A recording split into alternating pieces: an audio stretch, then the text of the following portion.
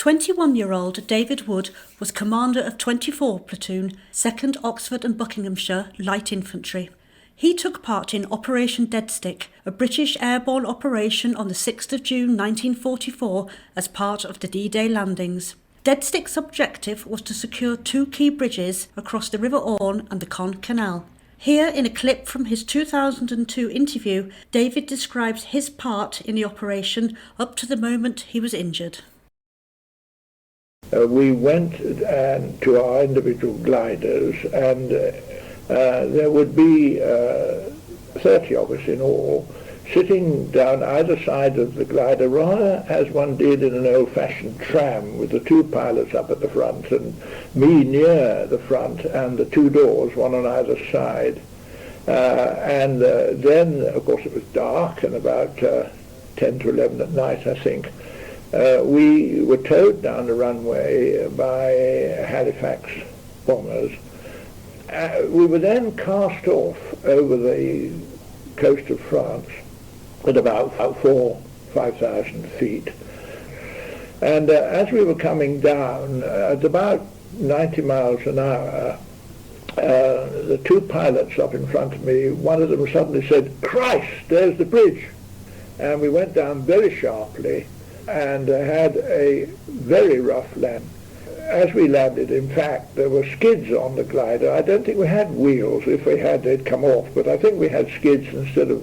And the skids caught the flints in the ground, and there were a lot of sparks flying, and we thought we were already under fire, which we weren't, actually.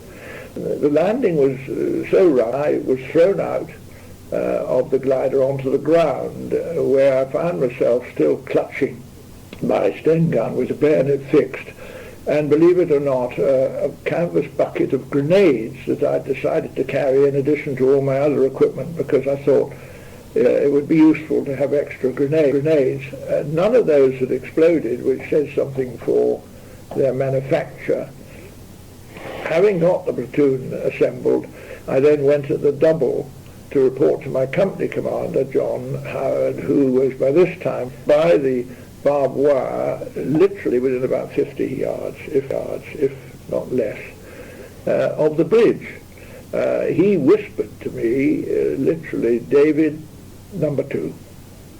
And I knew what number 2 had to do. That was to lead my platoon across the road and to deal with what we call the inner defences, where there are slit trenches, underground shelters, and the like, in which the enemy were believed to be either asleep or defending the situation, defending their posts, depending on how successful we'd been. And in fact, of course, the key to this whole operation was the surprise that we achieved. The enemy had no idea that we were coming, and the sentries on the bridge, the German sentries, have subsequently said they thought when they heard the crashing of the gliders that it was just another bomber that it had crashed, and they had no clue as to what was actually happening. There was an awful lot of shouting and shooting. The shouting was because we had agreed in advance that in order to stop ourselves being shot by each other in the dark, we would shout out our code word. In my case, being the number 2 platoon, was Bravo. So we shouted Bravo, Bravo, Bravo as loud as we could. The shooting, I think, to a certain extent, actually was just an illustration of how we were going into action for the first time, and we fired at anything that we thought might be the enemy, or a position in which the enemy could be found. The whole operation was successfully concluded in 10 minutes. Both bridges were captured intact in 10 minutes. At that point, John Howard sent for me on the radio and said, "Report to me on the road." So I went to report to him with my orderly, and for some reason I've never been able to explain, the platoon sergeant followed me as well, and the three of us were going back in the dark through this long grass, when quite suddenly I was shot in the left leg by what subsequently I discovered was a burst of Smiser 9mm machine pistol. I fell down, quite useless.